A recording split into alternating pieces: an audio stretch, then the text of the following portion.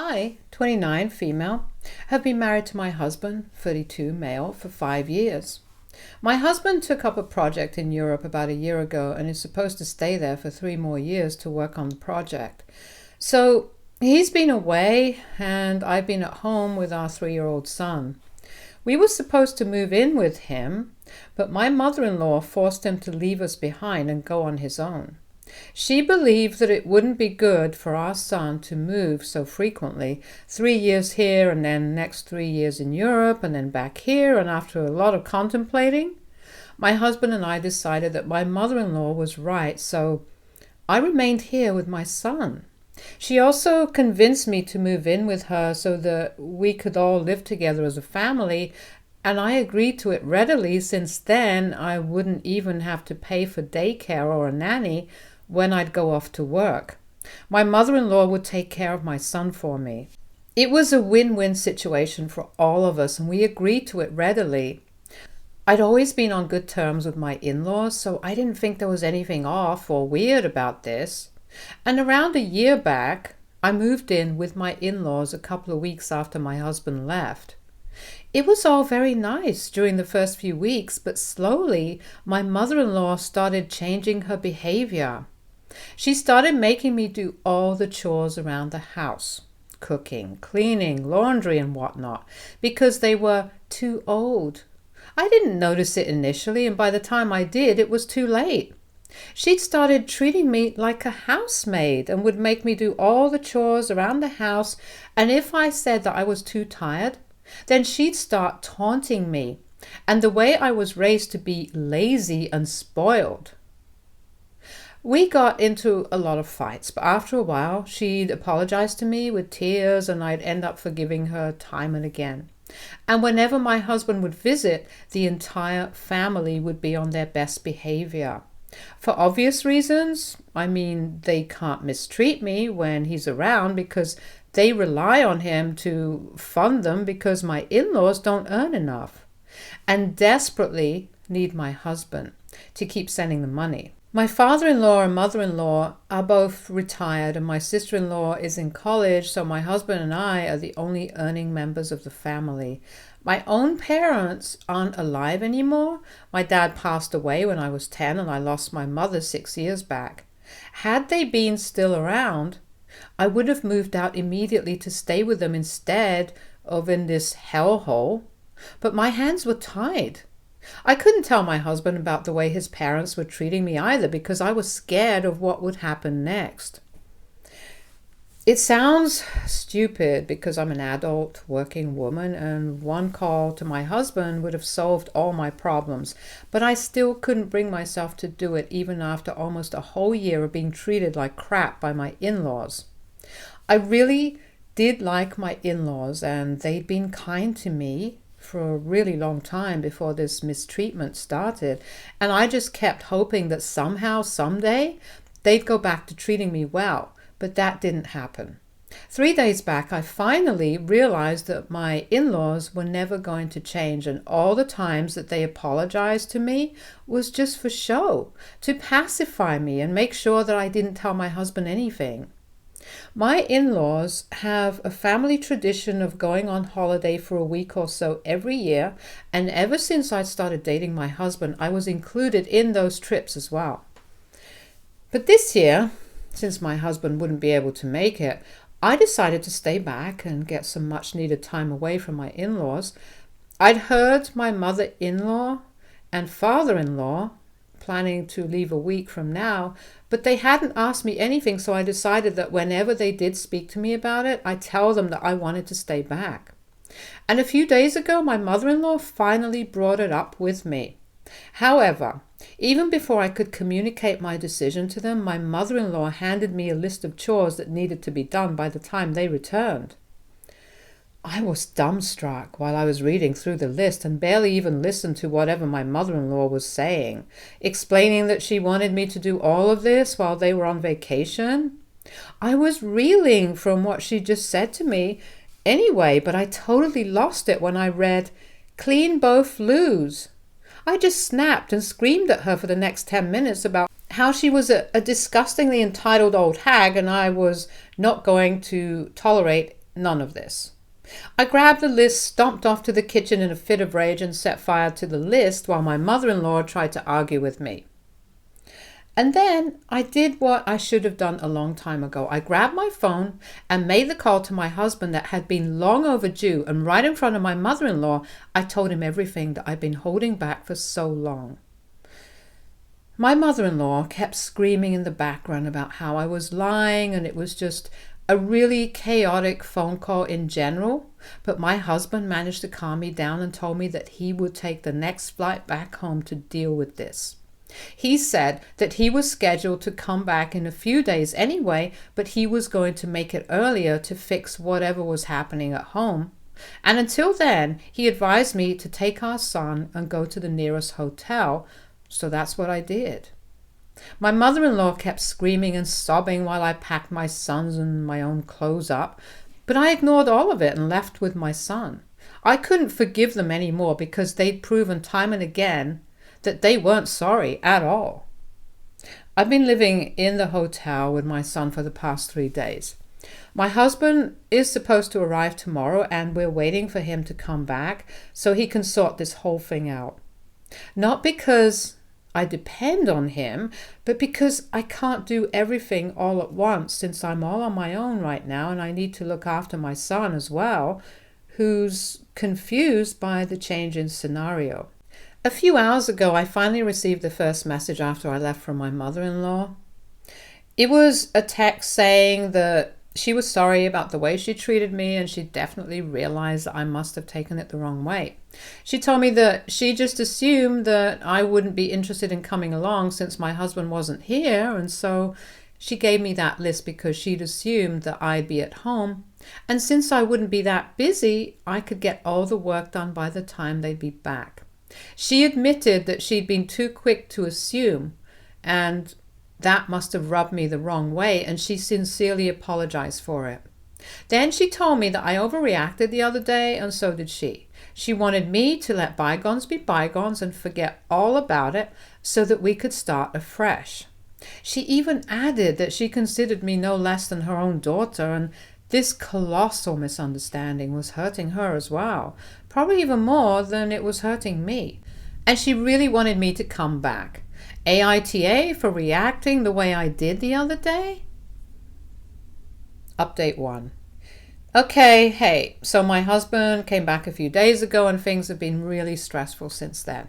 He drove straight to the hotel from the airport to visit me first and talk to me about what had happened. I explained it all to him and even showed him the text that his mother had sent me a few days ago, but I hadn't responded to it because I knew she was just bluffing in order to pacify me yet again so that I wouldn't make the situation with her son even worse. But I didn't buy it and saw right through her, so I didn't respond to the text either. Besides, all the messages and comments here advised me against responding to her as well, so I think I did the right thing. My husband is furious with his family and has decided to cut them out of his life entirely, and that's a decision I can get behind. It's harsh, but it's nothing short of what they deserve because the past year has been a total nightmare for me. I wish I could be the bigger person and let this go, but I can't and I won't. I'd kept silent about this for a really long time because somewhere deep down, I'd received a lot of love and affection from these very same people in the past, and I'd hoped that they would change for the better eventually, but they didn't, and kept disappointing me with their cruel behavior and fake apologies repeatedly. And yeah, maybe I missed my own parents, so in a way, I'd started considering my in-laws my family, but they didn't deserve any of the love that I'd shown them, and definitely not the forgiveness. All the love that they'd shown me in the past when I lived with my husband was for their daughter-in-law and not me as a person, and I was wrong to ever believe that they actually cared about me as an individual. They did care about my son, but that was because he was his father's son as well. It had nothing to do with me. It sucks, but at least now I'm not delusional enough to believe that things would ever get better and have decided to sever all ties with this family. I know where I stand now. My husband and I are now planning to leave for Europe within the next week with our son and do what we were supposed to do according to our original plan. Our son might find it a little difficult to adjust to the sudden change, but he's young. He'll deal with it and get over it soon. I just don't want to stay away from my husband any longer, and neither does he. He can't quit his job because it's really lucrative and pays well, but I have no qualms about quitting my job and moving with him. I don't care, to be honest. I don't have any family here. And the ones I did consider to be my family turned out to be the worst people I'd ever met. So screw them. And I'm an accountant, so I'm sure I'll find a job there too. If not, then I'll be a stay-at-home mom. But I just don't see the point of living separately anymore, and neither do I wish to. My husband hasn't told his family about our decision to make the move and cut ties with them, but we're going to their house tomorrow to pack all our clothes and belongings for the move. Tomorrow will hopefully be the last time I have to see them for a while. I'm nervous to meet them again, but I have to rip this Band-Aid off, and I have to do it soon. My in-laws don't deserve to be in touch with me, or my husband, or my son. Update 2. Okay, so my husband and I are back at the hotel. It was a really hectic day for us today since we went back to his parents' house to collect our things. I left my son at a close friend's place because I knew there would be a lot of drama today and I didn't want him to see that. I wish I could say I was proven wrong, but I wasn't. As soon as my husband and I entered the house, my mother-in-law, who had let me in, decided to start acting venomously sweet, and it almost made me barf. This was the same way she'd acted with me during the first 4 years of my marriage. That is, before I moved in and she revealed her true colors. Even my father-in-law and sister-in-law were on their best behavior, and it wasn't surprising because all they could see was a bunch of dollars and a maid walking in through the door when my husband and I came by. That's what they really saw us as. But we weren't falling for this little happy family act anymore. They'd had the chance to play happy family with us earlier, but they blew it. And now there are no more chances for them. My husband was very straightforward and blunt with them and told them that we were just here to collect the things that we'd left behind the other day. And then we'd be out of there. Not just their home, but also out of their lives, because the way they'd been treating me in his absence was disrespectful and absolutely unacceptable. So it was necessary for him to cut them out of his life. There was instant uproar when he said this, and then several accusations were hurled, mostly at me. My husband was labeled ungrateful and arrogant, spineless for allowing me to turn him against his own family, and I was called lazy, selfish, and immoral for trying to break up their family on purpose so that I could hog all my husband's attention and money. There was a lot of screaming and shouting, and my voice is actually hoarse right now, but at least I got it all out of my system. All the anger that I'd been suppressing for the last 1 year just bubbled over today, and by the time we were leaving, my mother-in-law was in tears and was still mumbling about how I'd ruined her life and was now stealing her son from her. My husband seemed very upset, but that was quite natural since he just had to put his own family through something so emotionally taxing just for the sake of the family he chose for himself, his wife and his son. My husband has been quiet ever since we came back, and I'm kind of scared of what he might say. I'm hoping he doesn't go soft and say that he wants to give his family a second chance or something of that sort, because I really wouldn't be able to take that. I think I might leave if he does say that, so I'm really keeping my fingers crossed right now. Update 3. It's been a week since my husband came back, and we've been living in the hotel for a while now. Our flight to Europe is in 4 days, and today my mother-in-law got in touch with my husband again to apologize for her behavior the other day. This is just her routine now. Screw up, blame other people for it, and then apologize and expect all to be forgiven. It must have worked for me, but my husband isn't stupid. We had a lengthy discussion about how he was feeling about the fight we had the other day, since he looked very upset. And he told me that he wasn't upset that he was fighting with his family, but he was upset because he felt like he'd failed to protect his wife and son from something so emotionally torturous. He told me that even though he'd felt a little bad about confronting his parents and saying all that, about cutting them off to them, that stopped as soon as they started yelling at me. And he realized what I must have been going through for the past year. He felt like he'd been a total failure as a husband and father because he'd allowed his family to treat me like crap and had been so oblivious to the truth as well. That conversation just made me realize that I'd married the right man, because while I'd been worrying that he would go back to his family, here he was thinking about nothing else but me. I felt guilty for even thinking that he'd forgive his family, but I think my feelings were just all over the place at the time, and I was feeling kind of paranoid and anxious because of what had happened. But then we talked, and he put an end to all my worries, and I tried my best to do the same for him. I told him that this wasn't his fault, and it had just been a huge misunderstanding. I'd just been too scared myself to stand up against his family, and was confused because of all the gaslighting and emotional manipulation, which is why I'd stayed silent and put up with their behavior for so long. And that was absolutely not on him. I was the one putting them on a pedestal. They'd also been really kind to me before I moved in with them, and whenever he was around, so we couldn't exactly blame anyone for how the situation turned out. We led ourselves to believe that they were good, decent, loving people and would be our safe space for when my husband wouldn't be around, but clearly that was not the case, and this was nobody else's fault but his parents. They were the bad guys here, not him, and I knew he was nothing like them, so he had nothing to worry about. That made him feel better.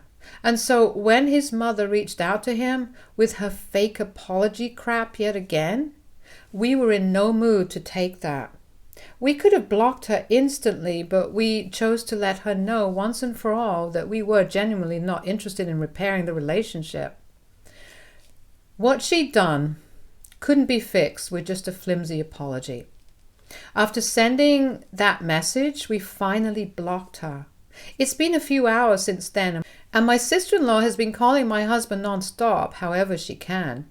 She was probably the least selfish of the three and wouldn't bother me, but she wouldn't stop her mother either, and she definitely never spoke up for me. Neither did she ever offer to lend me a helping hand either, and was just as complicit.